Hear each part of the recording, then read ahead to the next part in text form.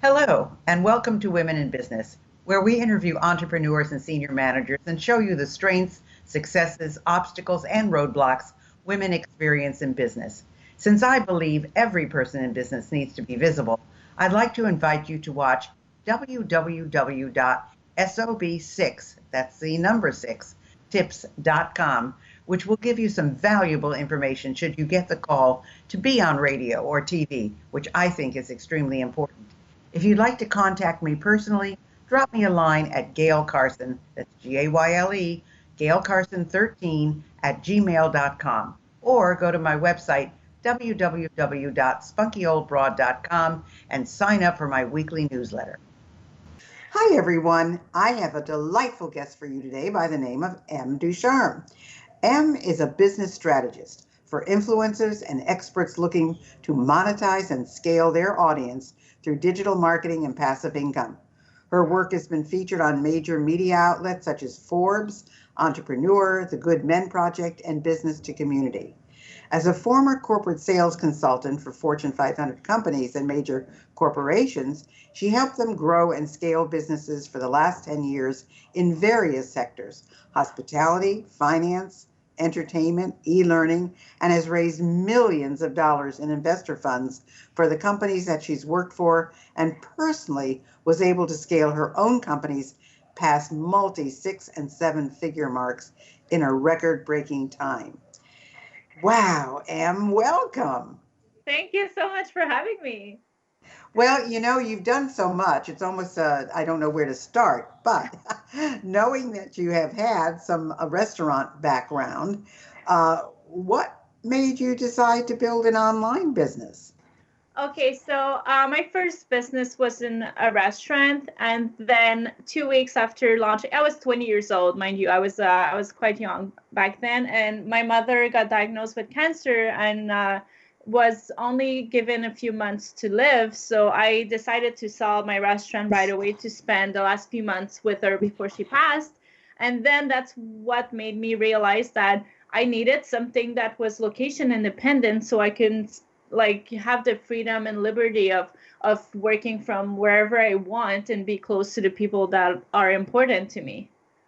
That's interesting because, we're kind of similar in the fact that my first business, I mean, I worked from the time I was 13, but my first business was at 21.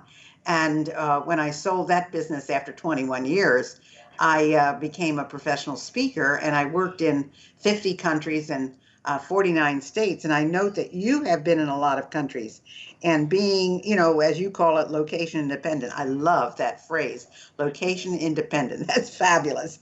And it allowed you to travel everywhere. What was it like for you to work from anywhere where you were?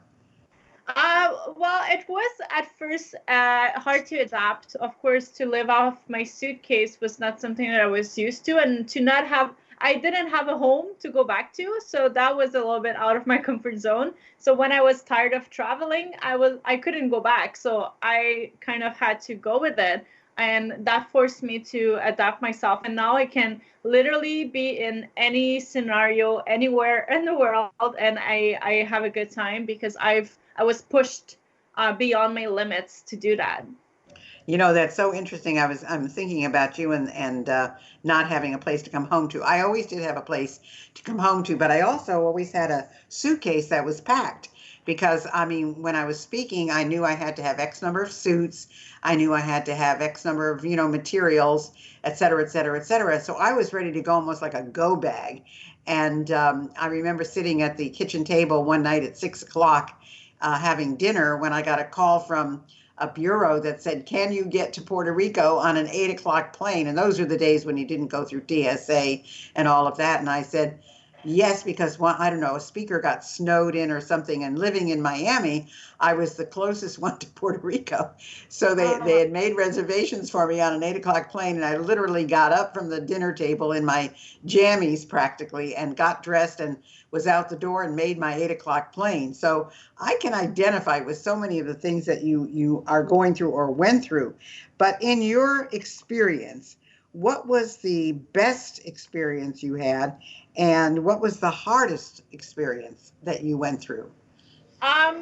well, I think I've gone through the best and worst in the same country, because I've been to 43 countries. So I've been in like pretty much everywhere, whether it's a third world country or first world country.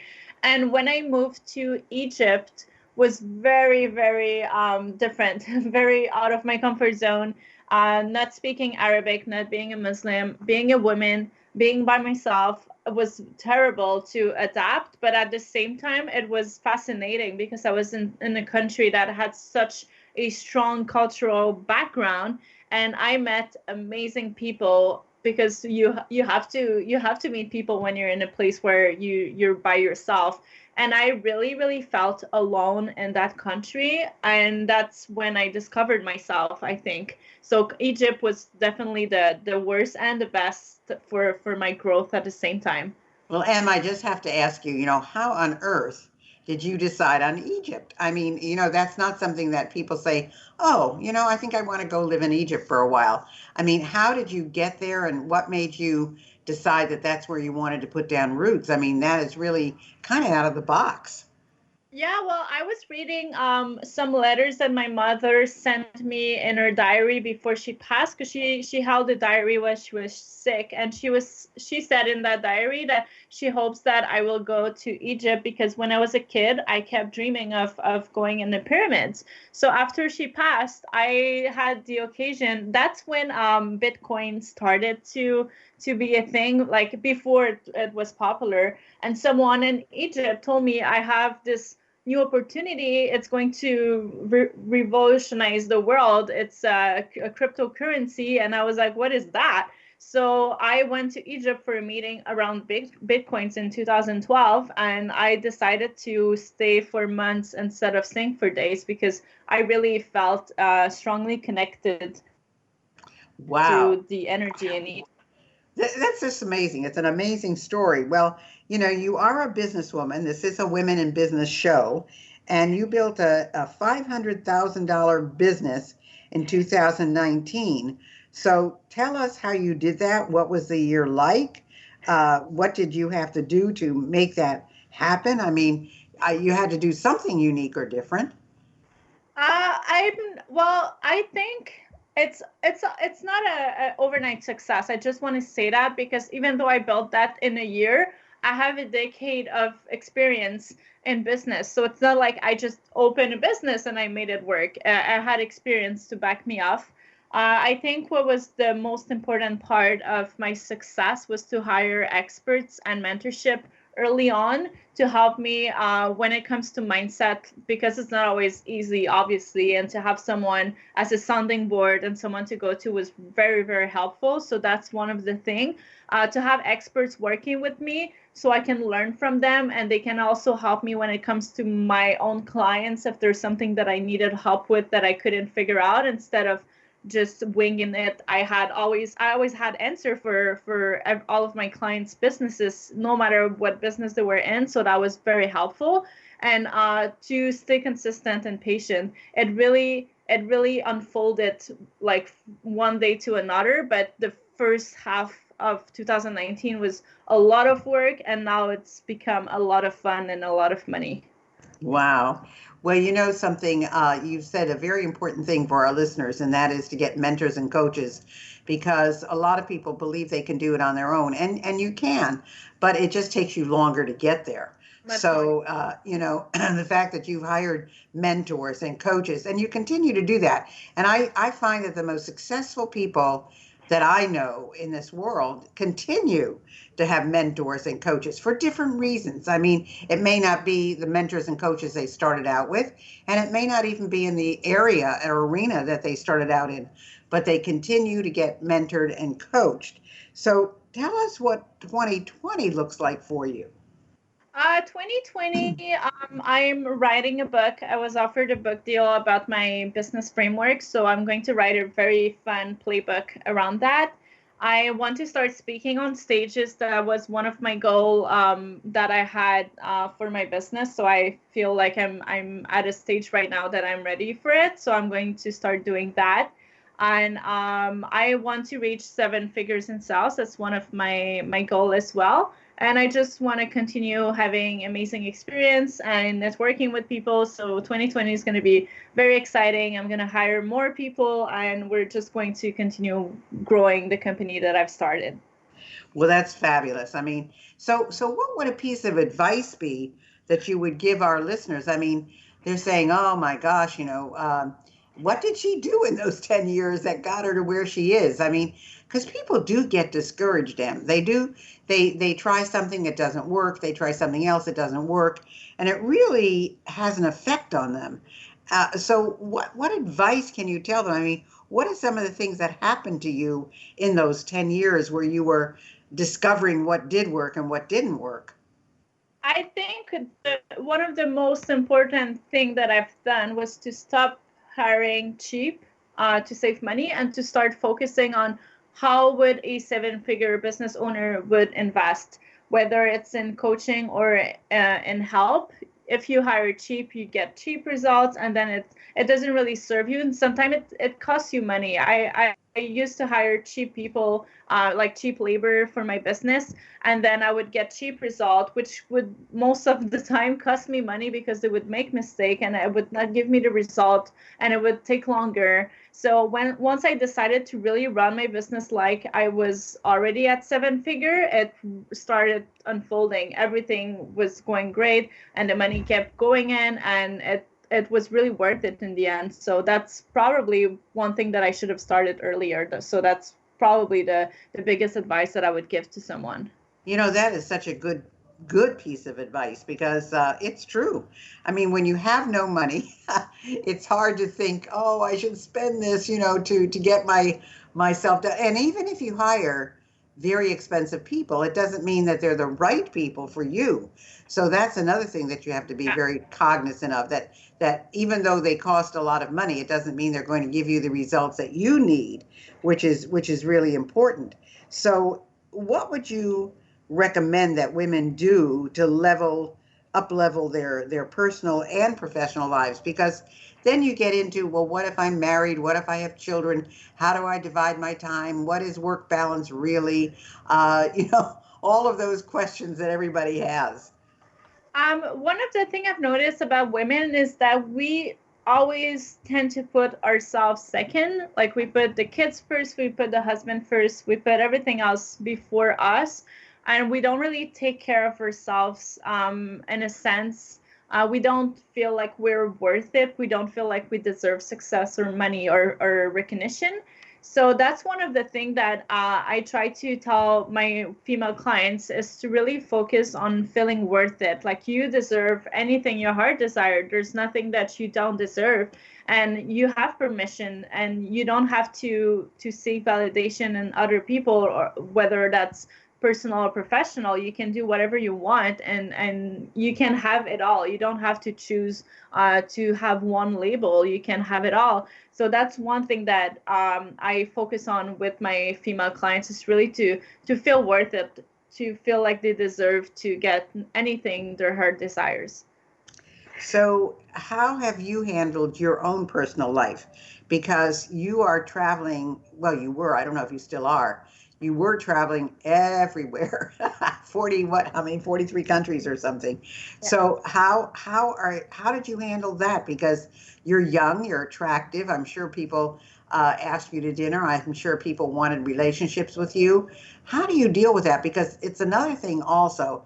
I have found that very successful women have a hard time getting a great relationship with a guy, because either the guy is threatened or the woman doesn't think that the guy has enough moxie for them, so it's like when I got married, which was so many years ago.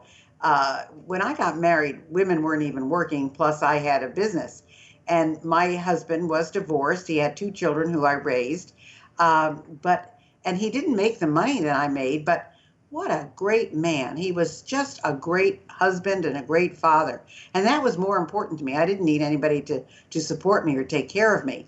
So what do you do in a situation when all of this is, part of who you are. I think one of the first thing that women have to do when it comes to dating, especially when you're a high caliber woman in your perspective, is to really learn how to love yourself and to date yourself. I cook myself dinner every night. I take myself out on dates, and even if I have a partner in my life, I still do that for myself because I want me to be me, my priority, and to be the most important person. And I want to give me the love that I want to receive before having to get that love from anyone or anything else. So that's something that I find really, really important. And then it's for sure it's difficult. Some men are driven. That's really true, especially from the fact that I make most of the time more money than they do. So you need to find someone that's very, very confident and that's really not that's in it for the long term and that sees a future and doesn't see you as a competition. I love the fact that you said you date yourself. I love that. You take yourself out, you have a good time, you go where you want to go and so forth. Now, of course, I go everywhere practically by myself because if I see a play I want to see or if there's anything I want to do, I just go out and do it. I don't ask anybody because, when I ask other women, they'll go, well, maybe they got this, or I don't know if I like that kind of food, or I don't know. And I just want to go and do it. So very often, most often, I do it by myself. But I love that fact of you dating yourself. I think that's a fantastic idea. So what would be the best advice you'd give to someone to set themselves up for success? I would say to work on their mindset first. Your mindset is really what's the most important because you can have all the money to invest in a business and all those ideas and the strategy and the knowledge to build something. If you don't feel successful within yourself, if you don't have good routines and habits and you don't feel worth it, like I was saying earlier, you're not going to be successful because you're going to be an obstacle in your own way. You're going to be stopping yourself from reaching your goals. So it's very, very important. For me, it made all the difference because I've started a lot of business. I've been involved in a lot of things, and I realized that I was not completing or reaching the success that I could have reached before because I didn't believe that I could actually do it, and I didn't believe that that type of lifestyle and success could be mine. So I was stopping myself from reaching it. And now that I do believe in myself enough, I went and I reached it, and now I got it. Wow, that's fantastic. That's fantastic. So if you had to change something in your story, or you had to change something to your story, what would it be? I would spend more I would love myself before that I started loving myself. I had to get my heart broken before I started loving myself. So I would have done that before. That would have probably avoided that heartbreak. And I would have invest in myself and in my business earlier as well, instead of trying to figure it all by myself, because it really made a sea of difference for me. It was black and white. It was really, really, really worth it. But I need to add, you need to, if you invest into help, you need to invest in someone that sees your potential and that's going to be there not only for the money they're making, but also because they really want you to succeed genuinely. It's really important because someone that's only there on their own schedule and for their own benefits is not going to transform your life.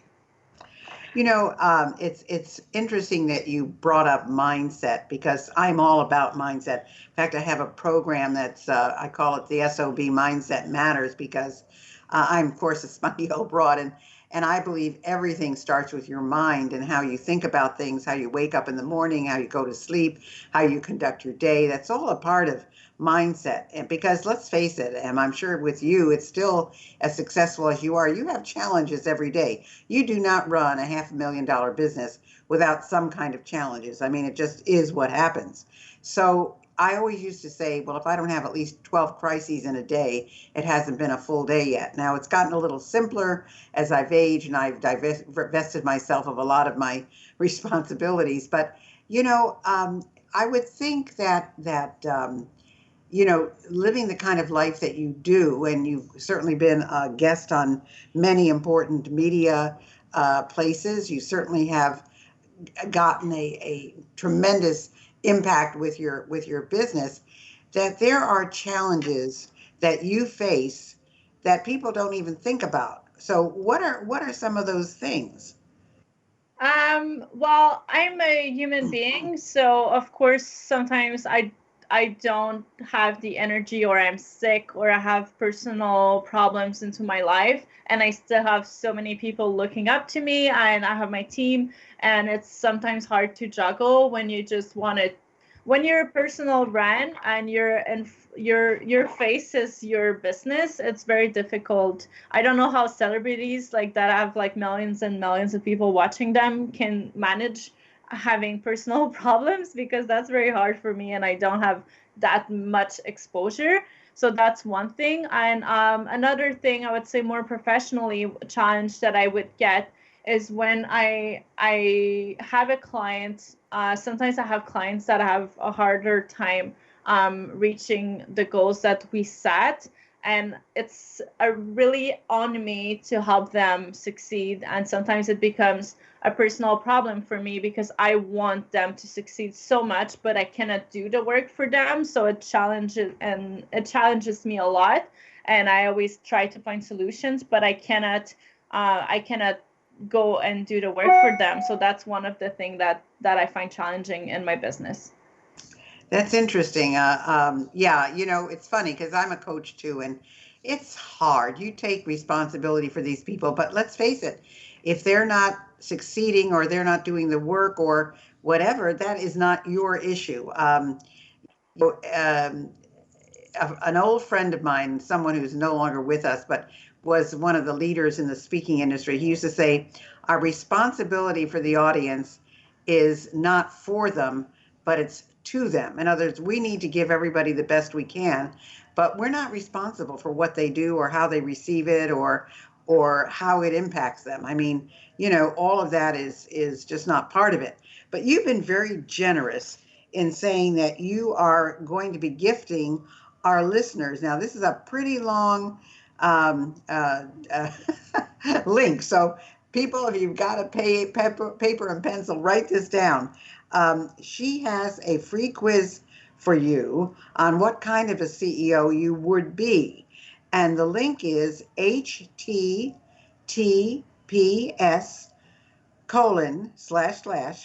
www.zero, that's zero, to CEO, TOCEO.co/CEO dash archetype, which is ARCHETYP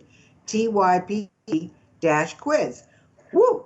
I hope you got all of that. Let me repeat it. HTTPS www.0to CEO.co/CEO dash archetype dash quiz.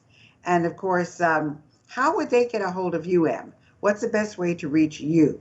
Well, if they just go on my website, zero2ceo.co, I have all my social media links, and they should be able to find the quiz there as well, in case they didn't get the link right. Yeah, that was a long link. Okay, so her website is zero, but it's the words. It's not the number. It's ZERO to TOCEO.co, not com. It's .co. So remember that if you want to reach Em. I think that you should go to her site because she's got a lot of information on it. She may be the person who can help you.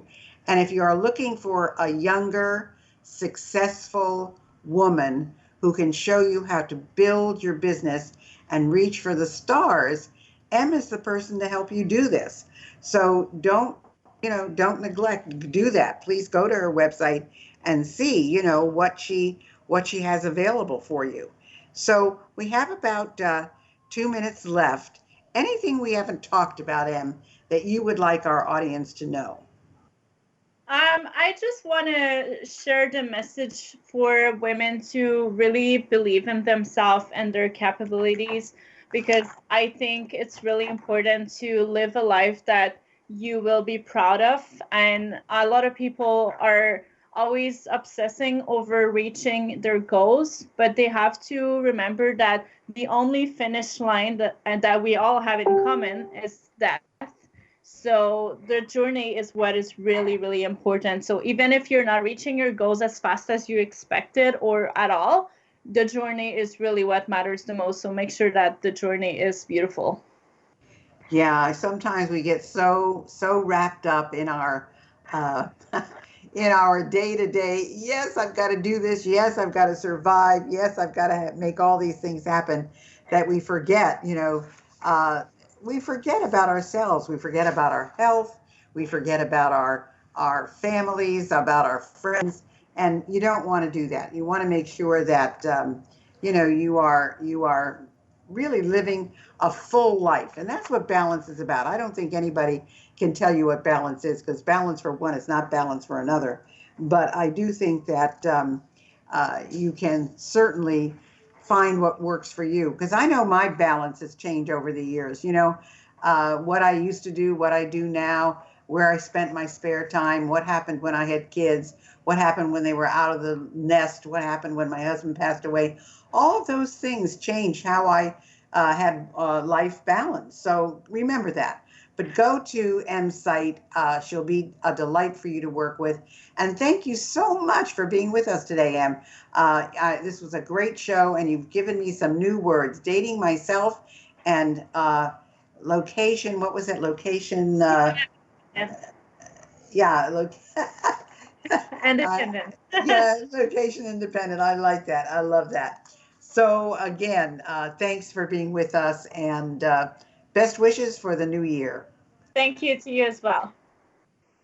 Thanks for listening to Women in Business. I hope you enjoyed today's show. And if you have any suggestions as to who you'd like me to have as a guest, just email me at gaylecarson13@gmail.com. Be sure to check out www.sob6tips.com. And in the meantime, go to www.spunkyoldbroad.com to see the resources I have for you.